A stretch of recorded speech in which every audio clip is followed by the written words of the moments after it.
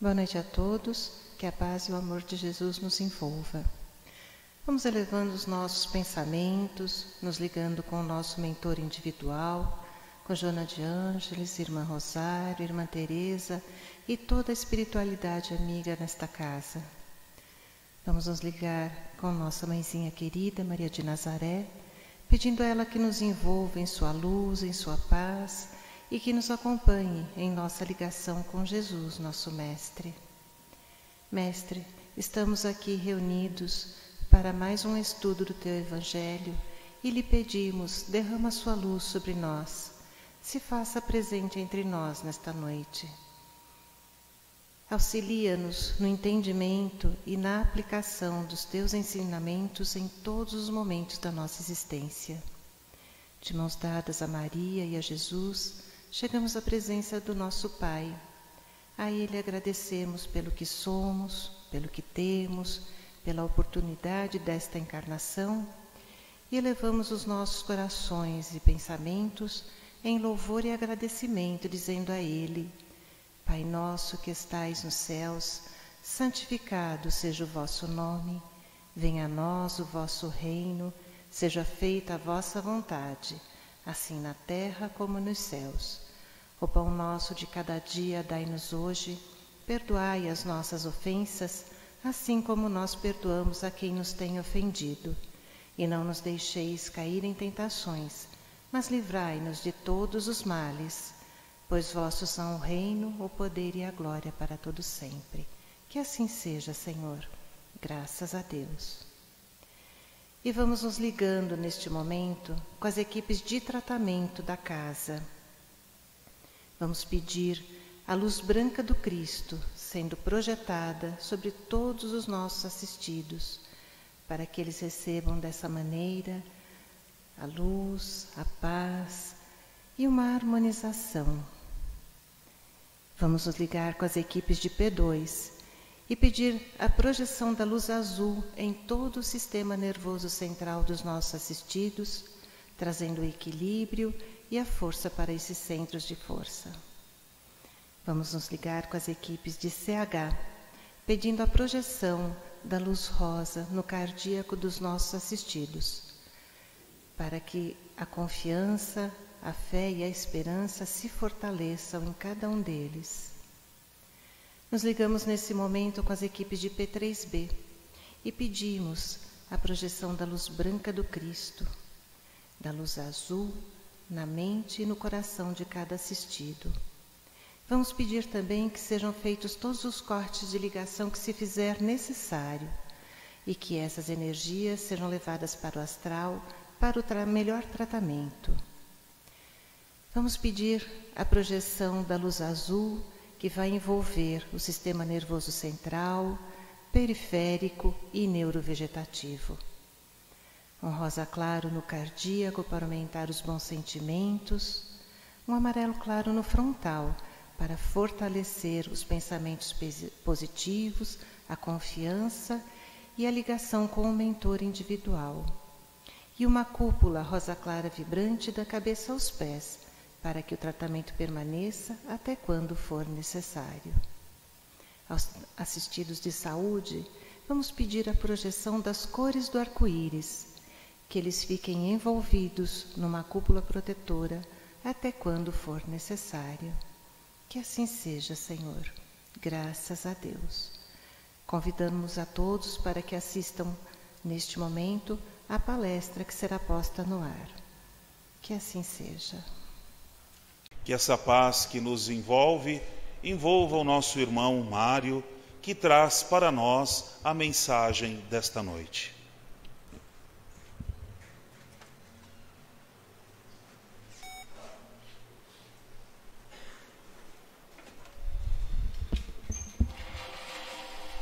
Boa noite a todos. Que a paz e o amor de Jesus possa nos envolver nessa noite. Muito feliz de estar aqui, como já foi falado, a última palestra do ano, e a gente vê bastante gente na casa, então é uma felicidade maravilhosa, esse ambiente como já foi explicado também, preparado pela espiritualidade amiga, para que a gente possa estar aqui reunido. E para que a gente possa estar aqui reunido justamente para buscar a nossa melhora interior, para buscar o nosso crescimento espiritual, que é o objetivo maior de estarmos aqui encarnados. Estamos aqui encarnados justamente com esse objetivo, de ser uma pessoa um pouquinho melhor a cada dia. E como atingir esse objetivo? Como que a gente pode conseguir isso? Através do Evangelho de Jesus. Por isso que nós nos reunimos aqui para estudar o Evangelho. Através do Evangelho e principalmente através da vivência do Evangelho, porque a gente procura a casa, a gente ouve a palestra, muitos de vocês frequentam as escolas e a gente aprende. Mas basta aprender? Não, o importante é vivenciar, o importante é colocar em prática. E é assim que a gente consegue o nosso crescimento. Ele falou para a gente o seguinte: eu sou o caminho, a verdade e a vida, e ninguém vai ao Pai sem mim.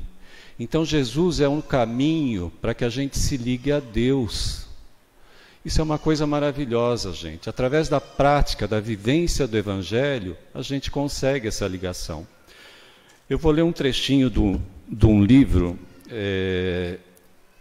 de Joana de Ângeles, Amor Imbatível Amor, que ela fala um pouquinho para a gente a respeito disso. Ela fala o seguinte, que Jesus, ante a transitoriedade dos valores terrestres e fugacidade do corpo, propôs a busca do reino de Deus e a sua justiça, elucidando que após essa primazia, tudo mais o será acrescentado. Isto é, estabelecendo o mais importante. O que é o mais importante? O sentido, o objetivo essencial. As demais aspirações se tornam secundárias e chegarão normalmente. Aonde está esse reino de Deus? Esse reino de Deus encontra-se na consciência tranquila, que resulta do dever retamente cumprido, dos compromissos bem conduzidos, dos objetivos delineados com acerto. Graças a essa diretriz, a aquisição dos recursos faz-se com naturalidade, como um acréscimo que é a consciência básica. O que a gente está querendo dizer com isso, gente? Vivemos num mundo extremamente materialista, muito ligados ainda à matéria. E o que Jesus, quando ele trouxe esse ensinamento, buscai o reino de Deus, e o demais lhe será acrescentado, e que a Joana explicou para a gente agora aqui. A gente buscar as coisas essenciais, as coisas do espírito, em detrimento das coisas materiais. E a gente faz isso, a gente faz justamente o contrário, nos ligamos muito às questões materiais, esquecendo as coisas do espírito. E Jesus diz o seguinte: buscai o reino de Deus e o demais lhe será acrescentado. Através dessa busca do reino de Deus, a gente vai adquirir o equilíbrio necessário e as coisas materiais, o demais, eles vão vir de uma maneira natural para a gente. E a gente vai conseguir viver com serenidade, com tranquilidade, com um equilíbrio.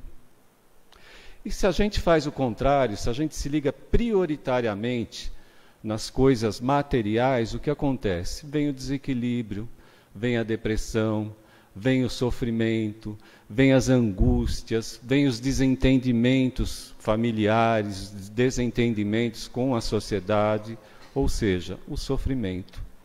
E não é isso que a gente quer. Então, cada vez que a gente procura a casa espírita, a gente procura com o objetivo de aprender o ensinamento de Jesus, o Evangelho, e o mais importante, que a gente coloque isso em prática. Através desse ensinamento a gente consegue essa tranquilidade, essa vida boa que a gente quer, a gente consegue a felicidade. E o tema da noite nos fala, o tema é: não julgueis para não serdes julgados. Um tema muito importante. Ele nos diz que, ele nos alerta, vamos acertar aqui a posição correta, sobre a importância da gente não julgar precipitadamente os nossos irmãos. e não atirar a primeira pedra. Por quê? Porque, de um modo geral, a gente é muito benevolente com os nossos erros, né? E muito severos com os erros alheios. A gente está sempre pronto para julgar e para condenar, esquecendo de que nós também erramos. Nós vivemos ainda num planeta de expiação e provas, um planeta ainda de categoria inferior. E nós estamos iniciando a nossa trajetória evolutiva. Vamos recordar um pouquinho desse ensinamento, né? Todos criados simples e ignorantes, e todos chegaremos à perfeição. Por que isso? Porque Deus é soberanamente justo e bom. A bondade de Deus é infinita e sua justiça é perfeita. Então não tem privilégio. Todos criados iguais, simples e ignorantes, e todos chegaremos à perfeição. E tem uma longa estrada aí que nós vamos percorrer para atingirmos essa perfeição. E se nós estamos ainda num mundo de expiação e provas, a gente diz que nós estamos iniciando a nossa trajetória evolutiva. Podemos fazer uma comparação com a criança na escola. Se ela está no ensino básico, ela está iniciando os estudos, e nós também. Se estamos num mundo de provas ainda, expiações, é porque estamos iniciando a nossa trajetória evolutiva. E o que acontece então? A gente erra. Se não errássemos, se já fôssemos perfeitos, não estaríamos aqui. A gente erra. Então, por isso, esse ensinamento de Jesus, para que a gente não julgue. Porque, da mesma maneira que a gente julgar, a gente vai ser julgado. E a gente vai falar uma historinha bem simples, uma historinha bem básica, mas para ilustrar um pouquinho isso que a gente está falando, né? Então, a gente diz o seguinte, que todos os dias tinha uma senhora que se chamava Dona Maria, né? E ela olhava pela vidraça da cozinha dela em direção à casa da vizinha, e principalmente em relação ao varal da vizinha, né? E ela comentava com os seus familiares: nossa, como os lençóis daquela mulher estão sujos. E aí no dia seguinte, novamente na cozinha, né, e olhando mais uma vez para a casa da sua vizinha, né, e a vizinha estava lá estendendo a roupa, ela fala o seguinte: nossa, eu não sei como ela não tem vergonha de pendurar essas roupas tão sujas no varal.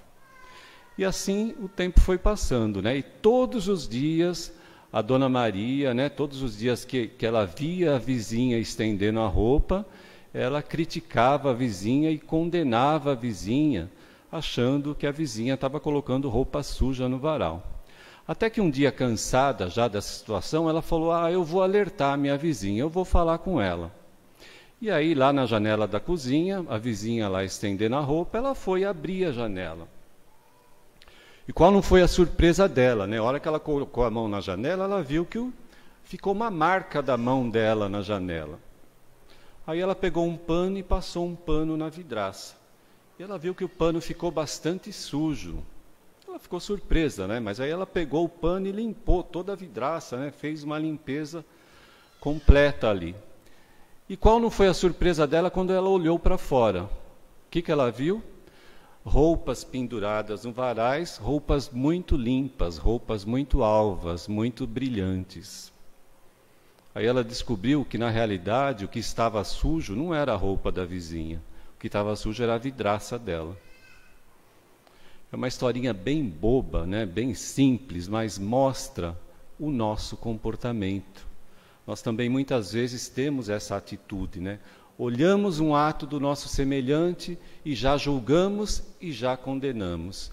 Precisamos tomar muito cuidado com isso, gente. E vamos buscar agora, então, no Evangelho de Jesus, né, duas passagens que ele ilustra bem esse tema. A primeira dela diz o seguinte: não julgueis, a fim de não serdes julgados, porquanto sereis julgados conforme houverdes julgado os outros. Empregar-se-á convosco a mesma medida que vos tenhais servido para com os outros. Essa passagem está no Evangelho de Mateus, no capítulo 7. E uma outra mais ilustrativa ainda, que a gente vai desenvolver um pouquinho mais, né? Ela diz o seguinte: então os escribas e os fariseus lhe trouxeram uma mulher que fora surpreendida em adultério. E pondo-a de pé no meio do povo, disseram a Jesus: Mestre, essa mulher acaba de ser surpreendida em adultério. Ora, Moisés, pela sua lei, ordena que se lapidem as adúlteras. Qual a sua opinião sobre esse assunto?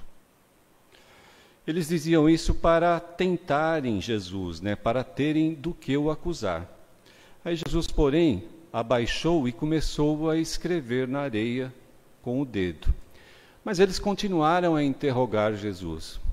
Aí então Jesus se levanta e diz o seguinte: aquele dentre vós que estiver sem pecado, que atire a primeira pedra. E Jesus abaixou novamente e continuou a escrever na areia. Aí aqueles homens que estavam lá acusando a mulher, que estavam interrogando a Jesus, o que aconteceu? Eles começaram a ir embora, um por um, começando pelos mais velhos, até que ficou somente Jesus e a mulher. E aí então Jesus se levanta e pergunta para a mulher: Mulher, onde estão aqueles que te acusavam? Ninguém te condenou? E ela responde para ele: Ninguém, Senhor. E ele fala então, Também eu não te condenarei. Vai-te e de futuro não tornes a pecar. Essa passagem está no Evangelho de João, no capítulo 8. Muito bem, essas duas passagens, elas ilustram de uma maneira maravilhosa o tema da noite, para que a gente não julgue. Então, na segunda passagem, a gente pode perceber claramente qual que era o objetivo dos escribas e dos fariseus. Eles queriam colocar Jesus contra a lei de Moisés. Por isso que eles estavam interrogando a Jesus. Só que Jesus conseguiu sair de uma maneira bastante inteligente, Ele conseguiu fugir dessa armadilha e, mais ainda, deu uma lição de moral para todos eles. E um outro ponto muito importante que a gente pode tirar de ensinamento dessa passagem. Muito bem, a mulher foi surpreendida em adultério. Alguém comete adultério sozinha? Não, Então, onde estava o parceiro dela? Onde estava o homem? Porque apenas a mulher é que tinha que ser apedrejada. Eles falaram que a lei de Moisés recomendava a lapidação para quem fosse pego em adultério. A lapidação é justamente a morte pelo apedrejamento. Por que a mulher apenas tinha que ser apedrejada? E o homem? Por que o homem não estava lá com ela? Porque se a gente for ver, eles falaram da lei de Moisés. Se nós formos ver no Velho Testamento, em Levítico, ele recomenda que os dois sofressem a lapidação. Então não era justo que apenas a mulher estivesse ali. Acontece o seguinte, a sociedade daquele tempo, bastante patriarcal, bastante machista, com o tempo ela foi condenando apenas a mulher e livrando o homem. Então uma atitude só por esse ponto já bastante errada, E quando Jesus afirma: aquele que estiver sem pecado, que atire a primeira pedra, o que ele estava pretendendo? Ele estava pretendendo que cada um ali consultasse a sua consciência, que cada um verificasse se tivesse autoridade moral para estar condenando aquela mulher. E aí ele se abaixou e ficou esperando, esperando o resultado da palavra que ele tinha passado para ver o que acontecia. E realmente todos eles perceberam que não tinha autoridade moral para julgar a mulher. E Jesus? Aí ele se levanta, ele está sozinho com a mulher, e ele diz aquela frase, vai, eu também não te condeno, vai e não peques mais. Jesus tinha sim autoridade, só que ele não julgou, ele não condenou, ele não falou que era para apedrejar, não falou que não era para apedrejar, ele simplesmente disse: vá e não peques mais. Quando ele diz vá, o que a gente pode tirar desse ensinamento? Somente a Deus cabe o julgamento. A nós, homens, nós não temos realmente nenhuma autoridade para julgar o nosso semelhante. Por quê? Porque, como nós falamos já, Somos errantes também, a gente também erra. Então, cabe apenas a Deus julgar. E quando ele diz, não peques mais, aí ele está demonstrando a misericórdia de Deus. Por quê? Porque Deus é tão maravilhoso, Deus é tão misericordioso, que Ele sempre dá a oportunidade de nós recomeçarmos, de nós corrigirmos o nosso erro. Então ele falou para a mulher, vai e não peques mais. Então corrija o seu erro, corrija a sua atitude. E é assim que a gente deve buscar a nossa ação, porque a gente vai errar. Nós vamos errar, mas vamos consultar a nossa consciência como ele recomendou, perceber o nosso erro e buscar não errar mais. Ah, mas eu errei de novo. Tudo bem, gente. Errou de novo? Busque não errar mais. Devagarzinho a gente vai conseguindo a nossa transformação. A gente vai conseguindo a nossa melhora interior. Agora a gente está falando de não julgar, de não condenar, né? Talvez vocês estejam pensando, mas será que Jesus falava que então a gente não deve combater o mal, que a gente não deve, se alguém está errando, a gente não tem que fazer nada? Não, o ensinamento de Jesus não é esse. Ele está falando para a gente não julgar. Mesmo porque em várias passagens do Evangelho, a gente vê o mestre, né, repreendendo os fariseus, repreendendo os doutores da lei, quando ele fala, né, chamando de hipócritas e de víboras. Por quê? Porque eles não faziam aquilo que pregavam. Então, ele não estava falando para a gente não combater o mal. A gente tem que realmente, se a gente vê alguma coisa errada, a gente tem que combater o mal. Ele estava falando para a gente não julgar a pessoa. Por que não julgar a pessoa? Lembra que a gente falou da estrada evolutiva, de tudo que a gente tem que passar para atingir a perfeição? A gente não sabe o que aquela pessoa passou, a gente não sabe a situação dela, a gente não sabe o estágio evolutivo em que ela se encontra. Então não cabe a nós julgar. Não temos autoridade moral para julgar essa pessoa. Isso apenas Deus tem, como nós já falamos. E como devemos agir, né, perante os nossos semelhantes? Então a gente vai a Kardec nesse momento, né? Ele faz uma pergunta, isso está no Livro dos Espíritos, uma pergunta bem interessante. Ele diz o seguinte: qual o verdadeiro sentido da palavra caridade conforme entendia Jesus? Qual o verdadeiro sentido da palavra caridade conforme entendia Jesus? Quando a gente pensa em caridade, né, a gente já vai falar a resposta aqui. Normalmente a gente pensa o quê? Em doação, caridade material, não é isso? Vamos ver a resposta que foi dada para o Kardec. O que o Espírito da Verdade falou para o Kardec? Ele disse o seguinte: benevolência para com todos, indulgência para com as imperfeições dos outros e perdão das ofensas. Olha só, hein? Esse é o sentido da caridade. Benevolência para com todos, ou seja, ser bom para com todo mundo. Indulgência para com as imperfeições, para com os erros dos nossos semelhantes. E perdão das ofensas. Será que é fácil a gente agir dessa maneira? Sabemos que é difícil, né? Não é fácil. Por quê? Como a gente falou, estamos iniciando a nossa trajetória evolutiva, ainda erramos, ainda temos muito do orgulho, muito do egoísmo. Isso nos impede de conseguir ter essa atitude, e agir dessa maneira como Jesus gostaria que a gente agisse, né? Interpretar a caridade dessa maneira. Então a gente tem uma dificuldade grande, né? Tem mais um ensinamento de Jesus, né? Ele fala que a gente vê o argueiro no olho do outro, mas não vê a trave no nosso. A gente vê o defeito do nosso irmão muito facilmente e não vê o nosso defeito, né? Tem até aquela frase clássica que vocês devem conhecer, né? Quando a gente aponta, né? Tem um dedo apontando, mas tem 3 apontando para a gente, né? Então é muito fácil a gente ver o erro do outro e não ver o nosso erro. E o que a gente tem que buscar então, gente? Temos que buscar o nosso conhecimento interior, né? Aí a gente vai até Sócrates lá, muito antes de Jesus. O que Sócrates recomendava para a gente? Conhece-te a ti mesmo. E depois vem Santo Agostinho, né? A pergunta que foi feita também está no Livro dos Espíritos, né? Qual a melhor maneira, né, para que a gente consiga atingir a nossa evolução? Não é exatamente assim que está lá, mas é assim que eu estou lembrando. O que ele respondeu? Um sábio da antiguidade já vos disse, conhece-te a ti mesmo.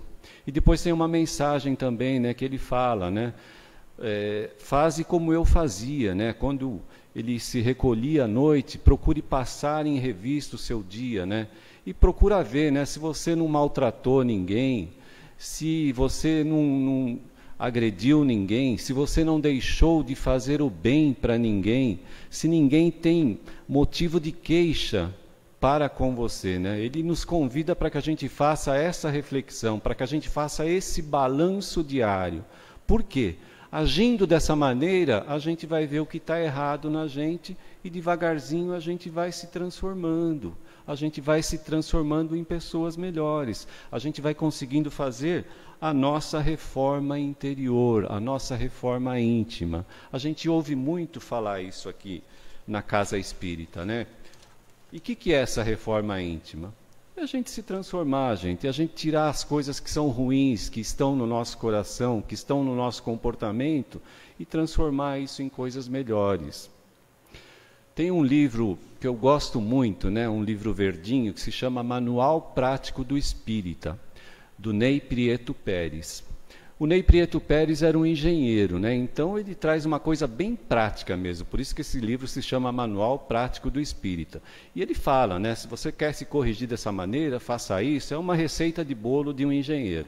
Mas eu gosto muito porque eu sou engenheiro também, né? Então tudo bem. Mas o que eu queria falar para vocês é o seguinte, tem uma figura lá que ele descreve bem como que é a reforma íntima, como que ele imagina isso. Tem um degrau, uma escada, com 3 degraus, e uma pessoa começando a subir essa escada.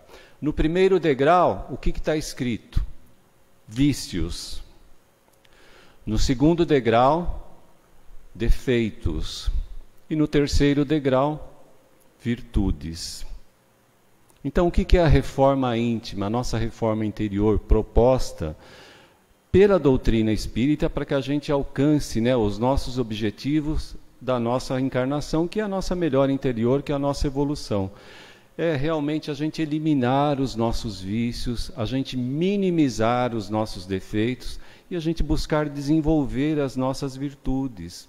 Isso é a gente fazer a nossa reforma interior.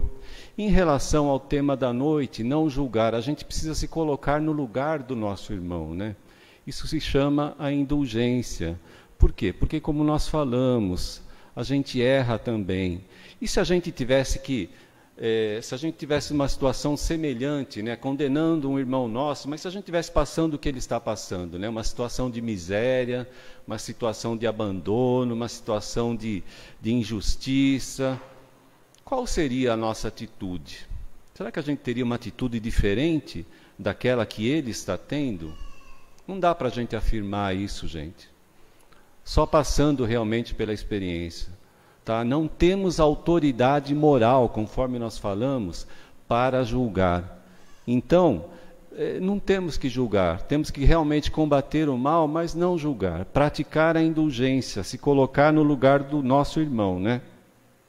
E por isso até, né, que quando Pedro pergunta a Jesus, mestre, mas quantas vezes eu devo perdoar aquele irmão que me ofende, né, que peca contra mim? 7 vezes? Qual foi a resposta de Jesus para Pedro? Não te digo 7 vezes, porém 70 vezes 7, ou seja, sempre. E o perdão tem muito a ver, né, com a indulgência, né, com o fato de não julgar. Por isso que Jesus recomenda perdoar sempre, né? E por isso também a gente acabou de fazer aqui na prece inicial, o nosso irmão nos convidou para a gente fazer a oração do Pai Nosso. E tem uma frasezinha lá que normalmente a gente faz de maneira mecânica, e que a gente precisava prestar um pouquinho mais de atenção nela, né? A gente diz o seguinte: perdoai as nossas ofensas, assim como nós perdoamos a quem nos tenha ofendido. Olha só o que a gente está falando. Nós estamos nos dirigindo a Deus. E a gente está falando o seguinte para Deus: Deus, você me perdoa no mesmo peso que eu vou perdoar o meu irmão. Aí a gente conseguiu entender exatamente por que Jesus falava para a gente não julgar, né? Então, se a gente está julgando, se a gente não está perdoando, como é que a gente vai querer que Deus perdoe a gente? Então, é muito importante isso, né? E como que a gente busca perdoar os nossos irmãos? A gente falou que a gente erra, né, gente? É muito importante também isso. A gente precisa primeiro se auto-perdoar. Eu falei que a gente erra, e realmente a gente erra, porque estamos iniciando a nossa trajetória evolutiva. Então a gente erra, mas quando a gente erra, a gente precisa buscar o auto-perdão. O que é o auto-perdão? É aprender com o erro, é ter uma atitude responsável, é assumir a responsabilidade pelo erro, é se arrepender, é buscar aprender com o erro e o mais importante é fazer a reparação. E quem não consegue fazer isso, quem não consegue praticar o auto-perdão, não consegue perdoar também. Isso é uma coisa muito importante, né? Por quê? Porque a pessoa que é extremamente rigorosa consigo mesmo, ela se julgando, se condenando, se punindo, ela faz isso com os outros também. Então a pessoa que não consegue se auto-perdoar, não consegue perdoar os outros, né? Por isso, por esse motivo é que Jesus sempre nos chama a atenção para que a gente não julgue. Por quê? Porque isso é muito nocivo para nós e para todos, né? Então precisamos aprender isso e colocar em prática também, né? Quando foi perguntado para Jesus qual era o maior dos mandamentos, qual foi a resposta deles? Amar a Deus sobre todas as coisas e ao próximo como a ti mesmo. Falamos do auto-perdão, gente, ao próximo como a ti mesmo. A gente buscar o auto-amor também. Muito importante isso. Porque o que é auto-amor? Às vezes a pessoa pensa, você está querendo que nós sejamos egoístas. Auto-amor é egoísmo? Não. Auto-amor é a gente exercitar atitudes que sejam boas para nós. A gente querer crescer intelectualmente, a gente querer crescer moralmente, a gente buscar aprender, a gente buscar estudar, a gente buscar se melhorar. Isso é auto-amor.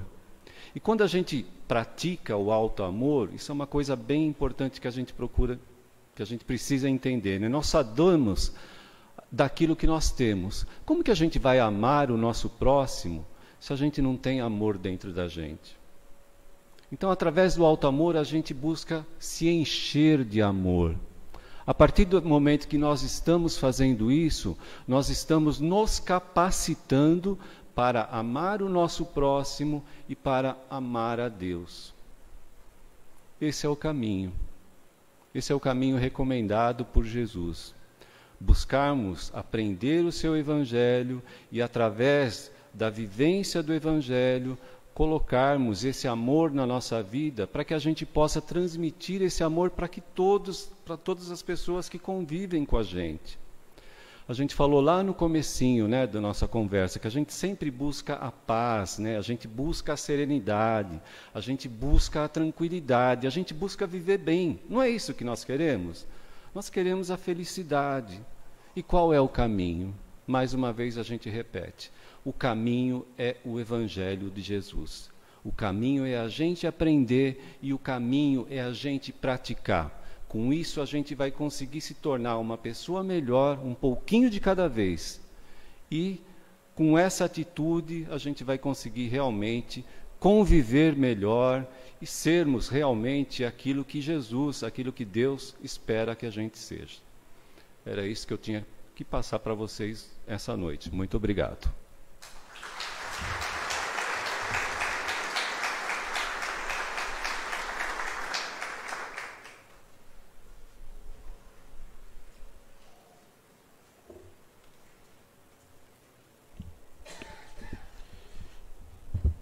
Que possamos unir os nossos corações em prece de gratidão, vibrações de amor, de serenidade, por tantos lugares que precisam,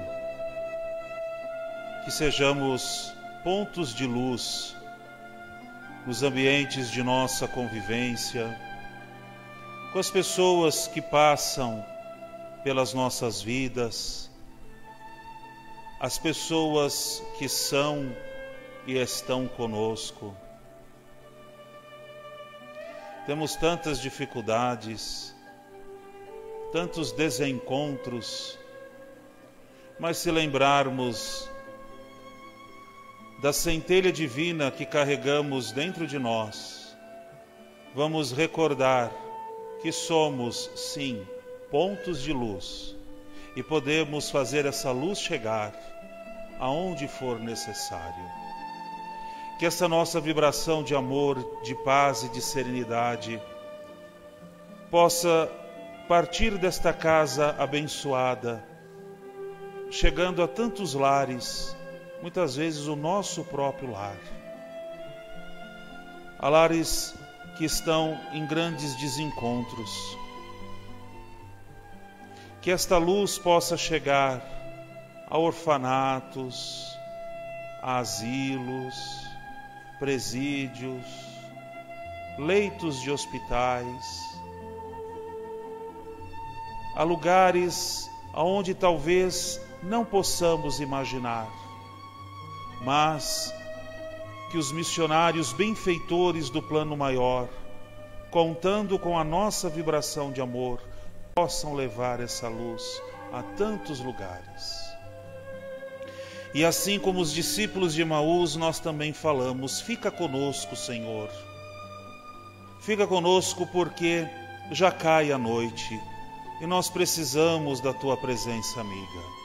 Fica conosco, Senhor, porque são tantas as dificuldades que ainda permitimos que atrapalhem o nosso dia a dia. Mas, Senhor, com a Tua presença, com os Teus ensinamentos, poderemos nós fazer essa centelha divina brilhar cada vez mais e sermos pontos de luz, primeiramente para nós mesmos e para todos aqueles que precisarem. Que tenhamos a paz necessária para esta noite, que tenhamos a serenidade para o retorno aos nossos lares, mas também muita paz e muita serenidade para este ano que se inicia. Que façamos não só aquelas palavras pensadas de um feliz 2020, que tenhamos cada dia um dia feliz, sereno e tranquilo, colaborando pelo bem comum.